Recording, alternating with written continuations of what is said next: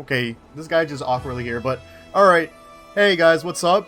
Since Title Update 1, we're coming near the end of it, and there's not going to be any new monsters or any sort of big update that will change up the quote-unquote meta of this game. And I decided, you know what, it's time to share my Longsword build, what I've been using throughout this entire endgame for this update, more so directly for the casuals or for those who just want comfy builds. Now, one of the builds I actually had got me to have a rank A against the Arch-Tempered free challenge quest, which, amazing. I'm glad it worked out. And I think if you're someone who just wants something comfortable to use, and if you just want an all-around build, these are the sets to use. Hopefully you guys find these builds useful, and feel free to change up the build if you want. Use it as a blueprint. I don't really mind, because the point of these sort of videos, these weapon guides or these build guides, is to show what you guys could do with the longsword. But alright, let's get this started. But this is what I currently have with all the abilities that I'm stacked with. I mean, I have antivirus level 3 because we're rocking like the Gore set, quick sheath level 3 because it is a necessity when using a longsword, weakness exploit level 5, so good. We have the white flame torrent that comes from my weapon, critical boost level 3. We have level 3 razor sharp, and one of my decorations honestly uses dragon attack with the razor sharp, so that's very useful. And agitator is really good along with maximum might. Underrated skills to use, more so agitator, underrated skills to use because of the amount of damage that you're gonna give. So this is what I have.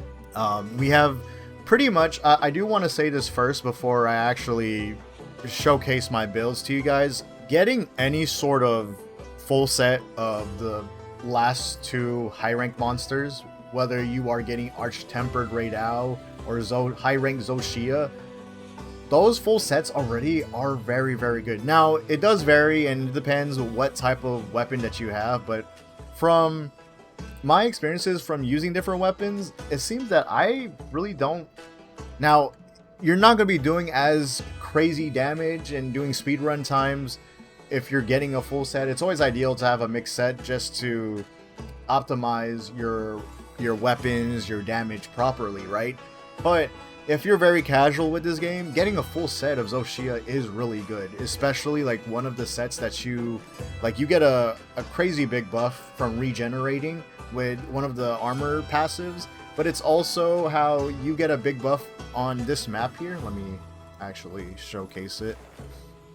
When you go to Ruins of Wyveria, you actually have a unique buff where you don't take damage from these monsters that are here. So if you rock a Shia set against Shia, you're gonna actually play well against. I mean, it makes sense, right? Because you're using its armor set, but it's really good with the regen, and also the fact that it has this passive ability here. Let me just show it.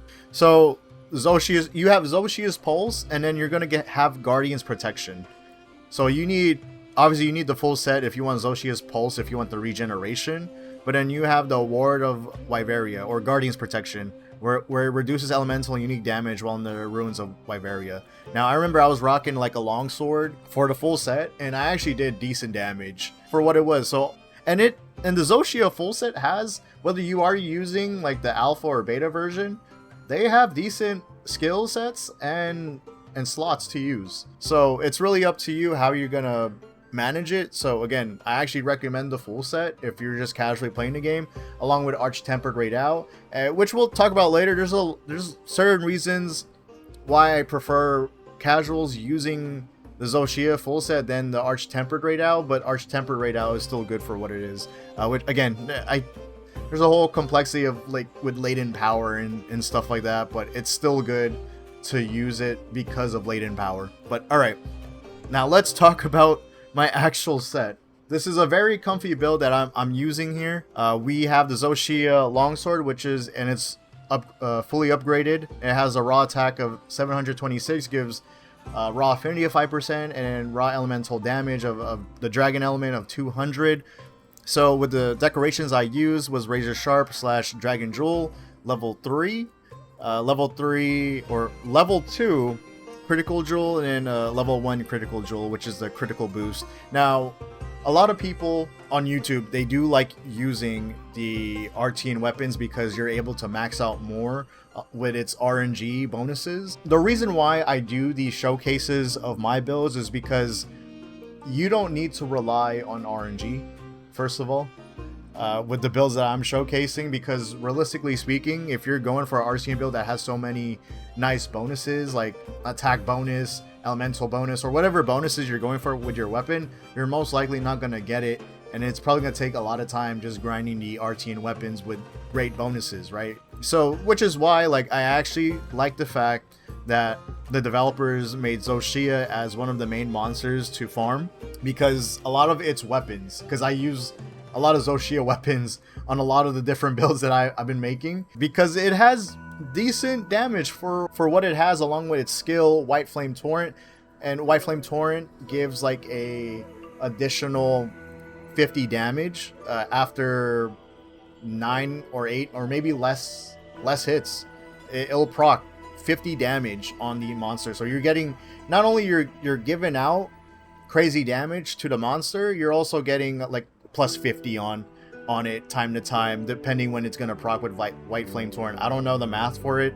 Again, probably someone out there knows it, so please correct me. It's the reason why I like rocking a lot of the Shia sets, or the Shia weapons. Let me explain why I have this decoration for those who don't know.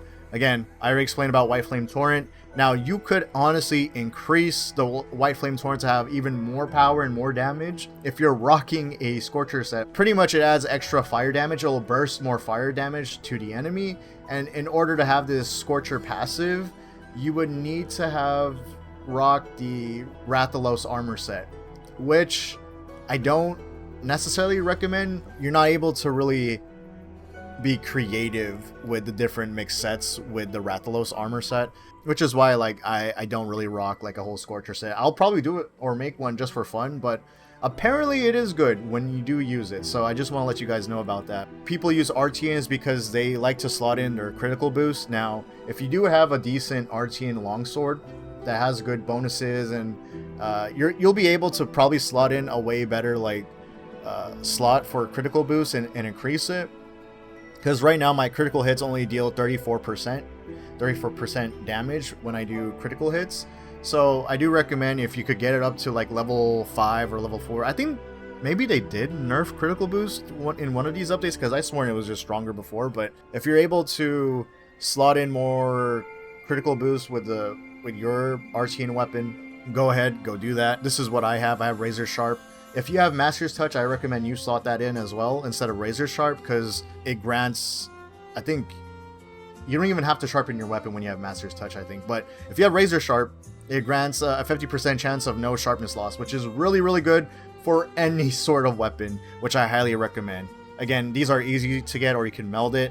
But luckily, one of the RNGs gave me Razor Sharp with Dragon Attack Jewel. So I have 2 skills in one, which is why I have Dragon Attack level 1, which gives me plus 40 on the dragon damage, which is fine. Also, by the way, if you do have an RTN build that does have like a crazy, like that has crazy elemental damage, especially if it evolves dragon, this is really going to benefit if you actually have this jewel that I'm rocking with the Razor Sharp and Dragon Jewel. You know, increasing elemental damage will really help a lot. So that's what I have for the maxed out Blazing Raphael Longsword, which is the Shia Longsword. Again, Shia is really the key for all this. And then what I have here is the Shia head, chest, and then I have arms from Guardian Arkveld. It's the beta. The first, pretty much everything is the beta sets, or the beta armor pieces that you'll be getting from Shia, Arkveld, and Gore Magala. So we have, for the Shia head, we have Agitator. So the reason why, first of all, let me explain why I'm actually using the Shia head and chest. It's just because of the skill Agitator. Agitator is really good just because it increases attack power and affinity when large monsters become enraged, and in endgame, you're typically grinding a lot of tempered monsters and they do get enraged a lot. So that's a free, like, depending how much slots you put in for Agitator. I mean, I have it to level 3, so I get a plus 12 attack with Agitator, and then plus 7% when it becomes active. So again, free damage and free affinity. If you find some sort of way with the current build I have to slot more Agitator, I recommend to do so, and please let me know in the comments so I could try out that build, because when you get it to level 5, you get a plus 20 attack and a plus 15% affinity when it becomes active, but we don't have that. We only went up to level 3. And then I slot in Burst just because since we're rocking the Longsword and we're able to do a lot of like big damage to the monster, especially when you hit the Spirit Helmbreaker. With Burst, when you're continuously landing hits gradually, it increases attack and elemental attack, which is very ideal with the Shia Longsword that I have, since we have a elemental or a dragon element Longsword. On level 1, on the first hit, we gain a small temporary attack and an element boost, and it's replaced by a larger boost when it's after the 5th hit. So it's just very beneficial just to have Burst overall. Now I only have it on level 1, unfortunately, but again, just having the point of my build is just to have that free damage, because passively you're constantly hitting the monster with the Longsword no matter what, and you're always doing these certain combos on it.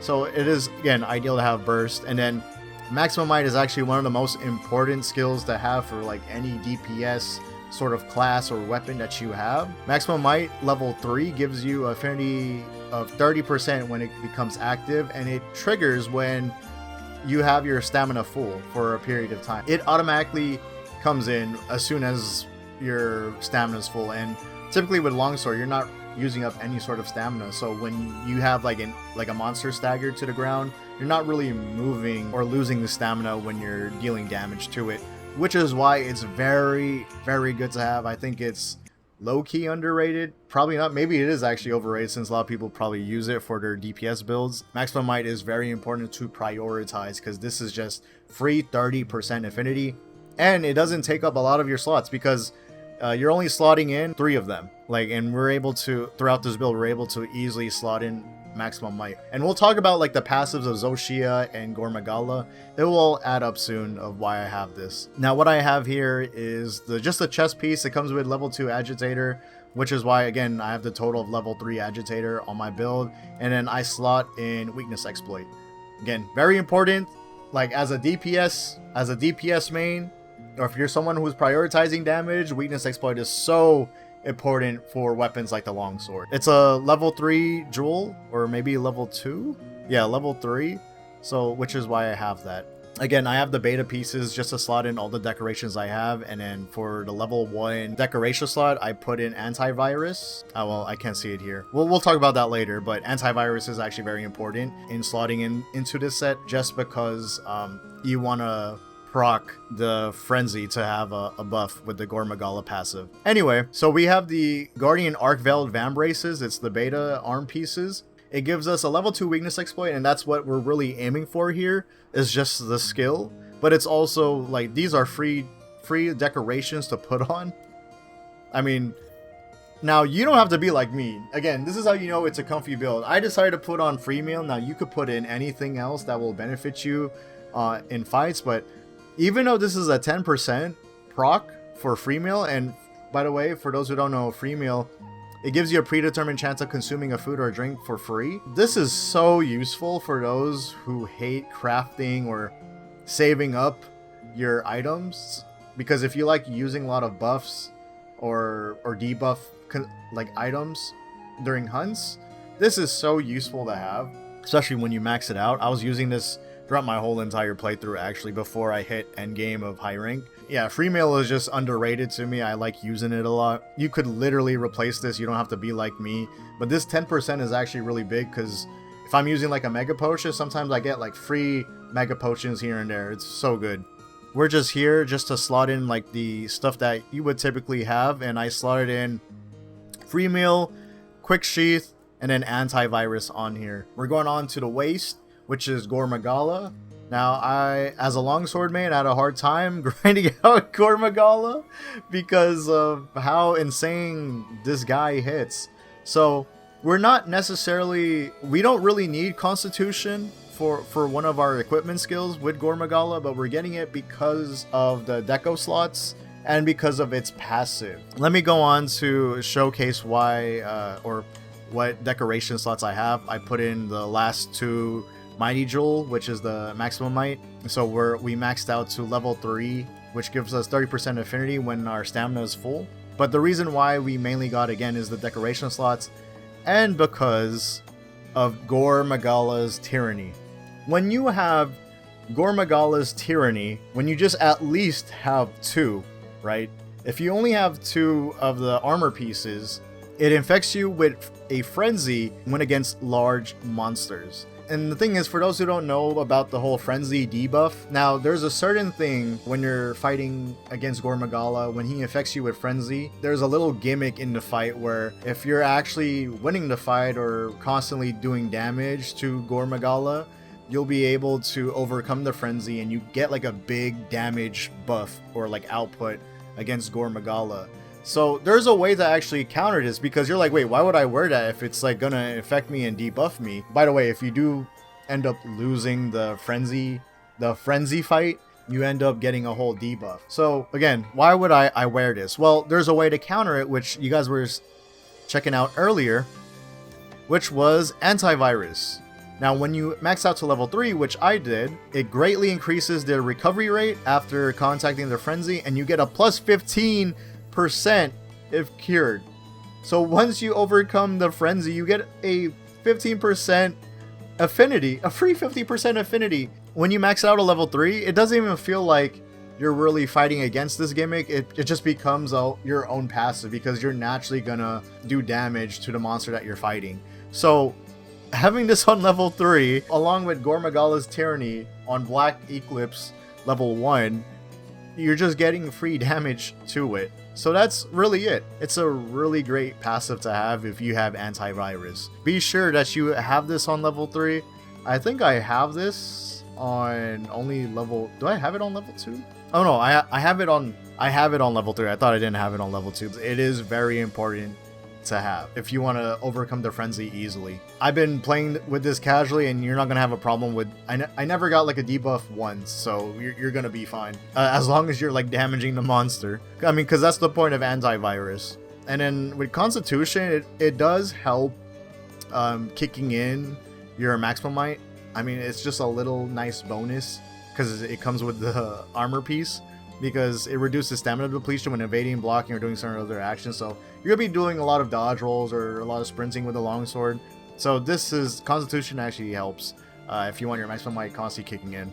Now with the Gore Greaves, it gives a free antivirus of level 1. But again, we're here for the decoration slots as well, because this, I slot in Counter-Strike. And for Counter-Strike, it temporarily increases attack power after being knocked back. Now, this is actually good when you're casually hunting monsters that you're not aware of, but I do recommend to, instead of putting Counter-Strike, you put in Burst, so you could just have Burst level 2. To be honest, I've been kind of experimenting what is more ideal for me. And the thing is, sometimes I have my days not playing good, so Counter-Strike, when I get knocked back from a monster, I get like a free plus 10 attack. If you want to maximize more of your damage, then I think Burst level 2 is better than having another level 1 Counter-Strike, because again, I didn't max out Counter-Strike at all here. It's just something that I just wanted to put. Again, that's how you know this is a whole comfy set, and I slot in antivirus, quick sheath. What's important about this build, because I have a level 2 quick sheath on my Greaves, because I slot in level 1 quick sheaths on the decoration slots, the level 1 decoration slots. It's very important to have level 3 quick sheath, because so that you're able to sheath your weapon quickly, because one of the main attacks that you're gonna be using is sheathing your weapon. It's your R2X and then pressing triangle to hit the monster, or if you want to do a counter with your eye slash, that's very important to have it on level 3. Again, if this is not as if the quick sheath stuff is not as important to you, feel free to change it. And obviously one of the most important things is the talisman, because I got the exploiter charm too. I did upgrade this, so you upgrade to level 2, and which is why I was able to slot in the tenderizer, which gives me weakness exploit level 1, and then one of the Arc Veiled Greaves give me a level 2 weakness exploit, so that's right 3. We have a level 3 on weakness exploit, and then having this will make it to level 5. So again, very important to have. And then up to you what mantle that you want.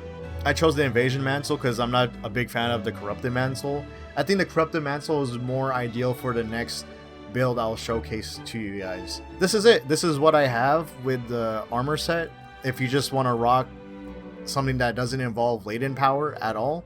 Okay, so this is a little bit of a controversial build, quote unquote controversial, not really. Just because I don't think using latent power really gives you that comfiness. But if you're looking for something that does give almost the same amount of damage output, I think this is maybe slightly better to use just because of its skills itself. Because stun resistance is actually very important. What I have, this is what I made on my own, because the next build, I am going to showcase what I do have from Rage Gaming. And he's another Monster Hunter creator, which I sort of build upon. And I actually do like using that set of his, which I'll talk about. It actually is a really good comfy set. But this is also a good comfy set of what I have. Obviously, it's not the best in terms of damage. Now, I think these are equally as good from the previous set that I was just showcasing to you guys. Just because this is a good set to fight against Arch-Tempered Raidao, because there's a lot of thunder resistance, but it's also because of the stun resistance. It's one of the most key things to have when fighting monsters that are constantly knocking you over. And what I have here, and the reason why I'm rocking this set, is because of the passives, which we'll talk about very soon. What's very important about this passive is Raidao's Voltage, Thunderous Roar level 2, and Lord Soul, which is Guts/Tenacity. They basically give all damage boost. Guts gives damage boost, Thunderous Roar gives quote-unquote a damage boost because it lets your latent power proc for a longer period of time, which you want to do if you want to have like a comfy set. The only downside to this is the quick sheath. I hate that my quick sheath is level 2, but there was really no other way around this set. And again, it was really hard to build around the Raidao set to really mix it up here and there, because I also had a hard time mixing it up with Gore Magala. I tried to do that and it wasn't the greatest. Maybe, I don't know, I don't have like the math to really prove whether or not if it was better or not, but in terms of times, like, I definitely had a better time, you know, fighting Arch-Tempered Raidao, especially on the free challenge quest. This is actually the build I used to get my A, to get my rank A on it. So I was like, oh, okay, on the first try as well.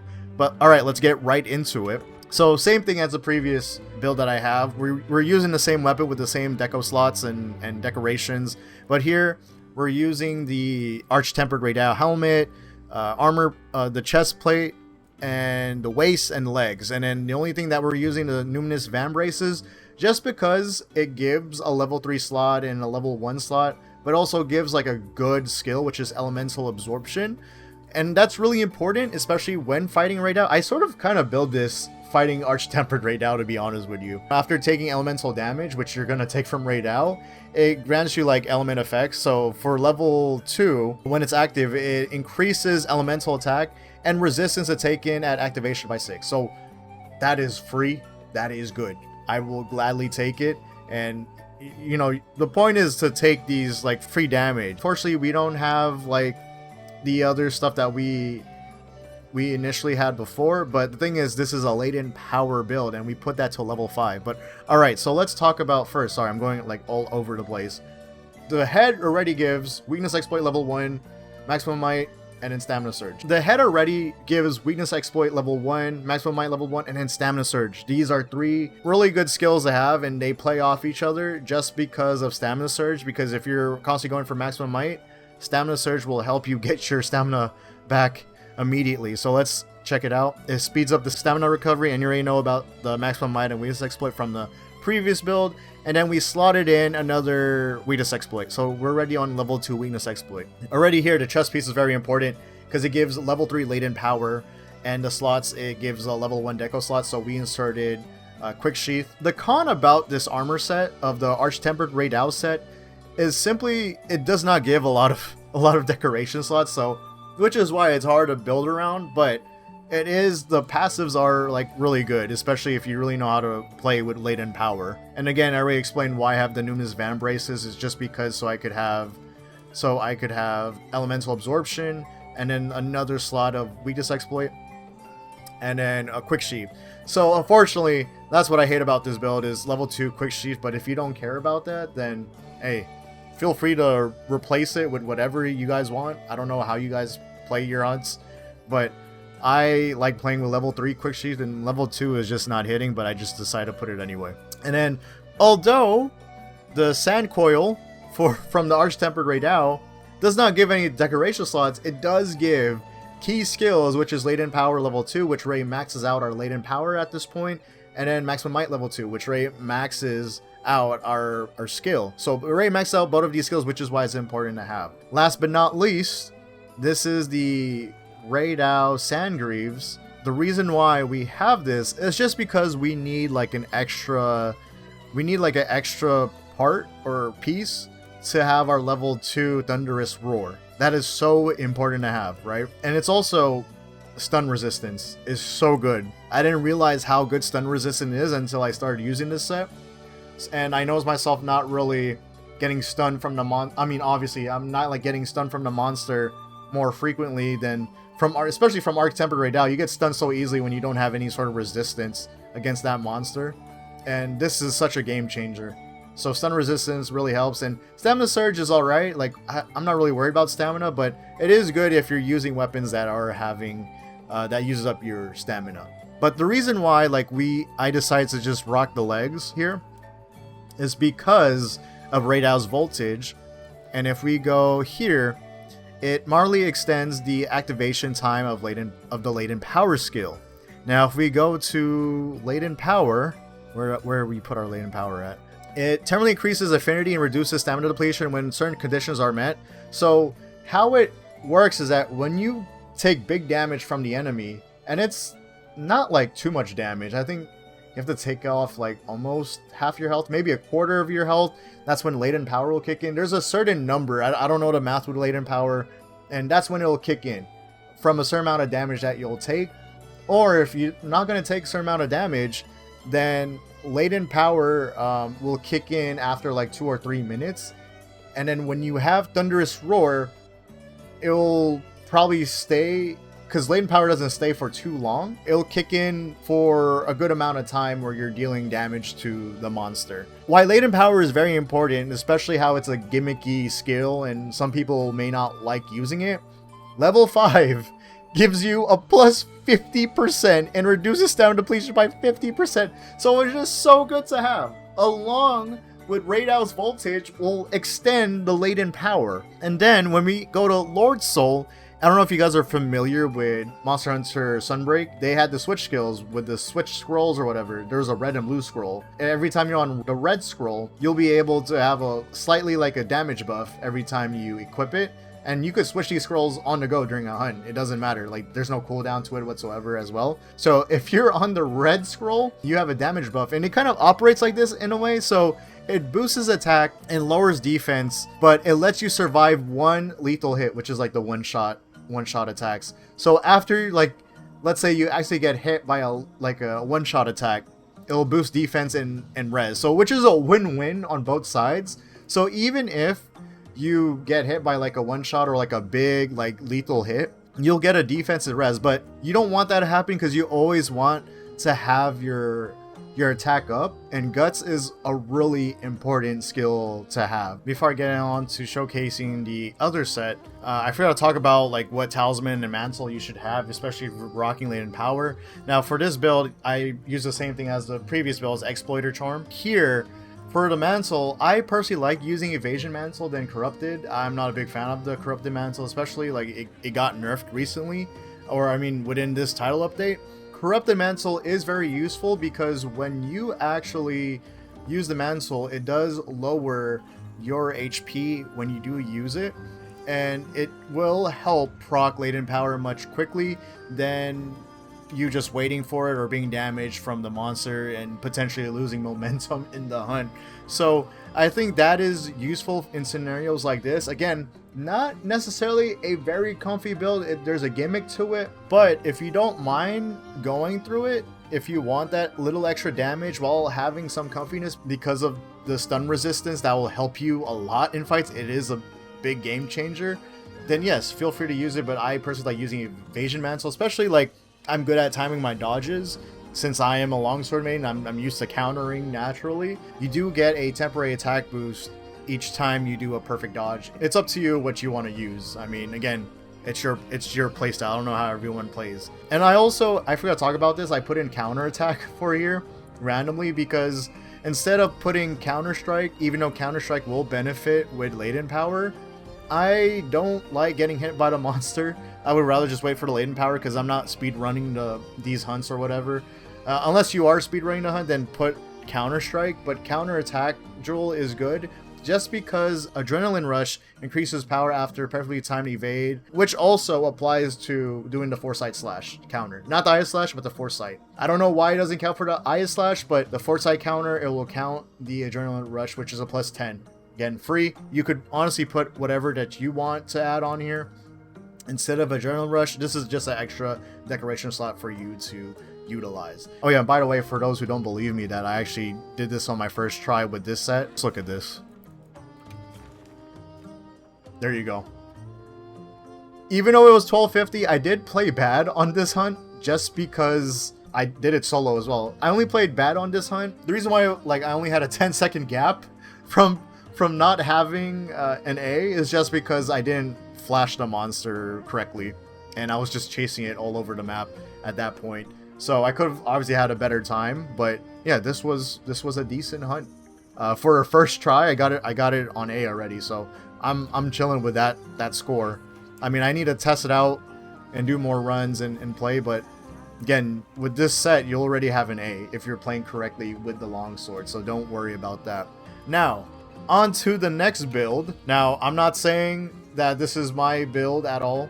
This is completely a build that I took from Rage Gaming. Now, he's another Monster Hunter or just like gaming creator on the platform on YouTube, and he made this build and showcased it, and I think I was like, this should be in my video because I would actually use this set. This is actually a pretty comfortable build to use, and you do pretty decent damage on it. But I did tweak it here and there with the weapon because he uses the Artian weapon. Now, if you don't have the Artian weapon, then use a Shia Longsword.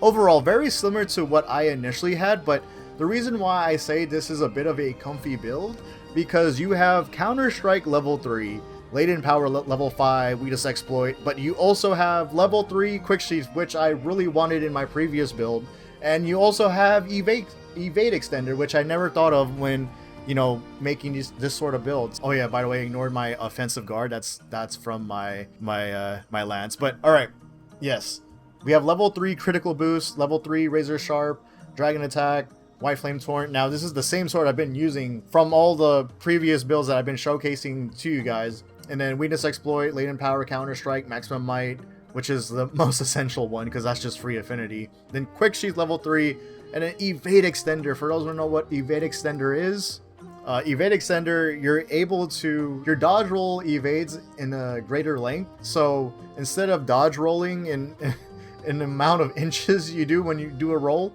you actually have a wider length, like very similar to probably even greater than a Dark Souls roll. And this is a very nice addition to this build, especially when you're trying to really fight the monster in a fast-paced level. But again, this is a little bit controversial for a quote-unquote comfy build because not only there's latent power in this build, but it's also that you don't have stun resistance. Stun resistance makes you fight more comfortably because every time you would get hit from the monster, you do get a buff. Every time you... Not a buff, but like... Well, yeah, you technically do get a buff, which is not getting stunned. And you get stunned for a long period of time, and if these monsters have like a good angle on you and you're just on the ground and not moving, then you're potentially going to get hit by a big one-shot attack damaged from whatever strike they're going to hit on you. Oh, look, there's a whole... The Diva is returning. It all comes down to playstyle and how you would play. I mean, with Rage Gaming's videos, with his build, this is what I saw. He uses the counter charm and obviously corrupted mantle, like what I said in my previous build. This will help you trigger the latent power if you don't like getting hit from the monster. But there's counter charm, which I upgraded to level 3, which, by the way, for counter strike, it gives you a plus 25 when it's active. So every time you get knocked back from the monster, it'll always proc, and you're always getting hit from the monster. Regardless, this is actually an essential. So I took out the weakness exploit because here a lot of it make up for it. Not only I'm using the Raidao Arc Tempered sets, but I'm also using the regular Raidao armor set because it still applies with the Raidao voltage, which is very, very useful. I didn't know that when initially making my previous build. If I knew that, then I would have been a little bit more creative, which gives me more room to put in Quick Sheath level 3, which is amazing. So there's more room for damage and mobility in here, but the thing is, if you get caught by a monster, you're most likely going to get eventually stunned, since there's no stun resistance at all on this build. So pretty much a Raidao helmet, a regular Arc Veld beta set over here with Tenderizer, Arc Veld over here with Tenderizer as well, and I put in Quick Sheath. And then with the braces, the Sand Braces, I put in Latent Power, Weakness Exploit once more. A lot of it comes from, the Weakness Exploit comes from the equipment skills that we have here, which is why we have this set, according to Rage Gaming. So this is a pretty good set to rock, even if you're not at the full potential of optimizing its damage. This is still a really good set to have, and I really enjoy this one because of Evade Extender. You know, you're able to actually get away from the Arch-Tempered Raidao's AoEs, or just any sort of AoEs, you know, just roll away from harm's way. Again, feel free to use this as a blueprint. I wish I knew about the Sandgreaves of just using the regular Raidao set, because it also involves with the Raidao voltage, which again I had no clue about. And then the counter charm is very important to this build, especially when you're on level 3. And then you still have, oh yeah, you still have guts. You still have guts, since it only kicks in with 3 pieces of the Arch-Tempered Raidao set. So you have still 2 of the passives. You have the Raidao's voltage, and then you have the Lord's Soul. Here I'm showing it again with the decorations. This is all the pieces I have for it. So guys, I hope this actually helps you guys on whatever hunts you guys use. Feel free to comment your builds on what is like an ideal comfy set that gives like good damage. But with Latent Power, I don't recommend like the super casuals to rock that, just because of the gimmick to it, and it's not always guaranteed with Latent Power that you're going to be having consistent damage. These hunts are very dynamic, you just never know what's going to happen. So the very first set that I showed is actually very ideal for anyone. It's just that when you're fighting Raidao, that may be a problem. So use like the second set that I show you guys against fighting Raidao. Overall, I hope these builds help, and I'm very ready. I just want the second update, and I want to fight Lagaris or Lagaiacris, however you say his name. I want to fight him and see him in full HD glory, because he was supposed to make it a world, but that never happened. So I'm very excited to see like and also like what were like gonna be the new Arch-Tempered monsters in the future. So all right, y'all have a good night, good morning, wherever. Remember, drop a like, feel free to comment any advice, tips, or builds to showcase, and thank you so much for you guys giving me a chance, and thank you for stopping by. Happy hunting, and I'll see y'all in the future. Hope you guys enjoyed the video. Peace.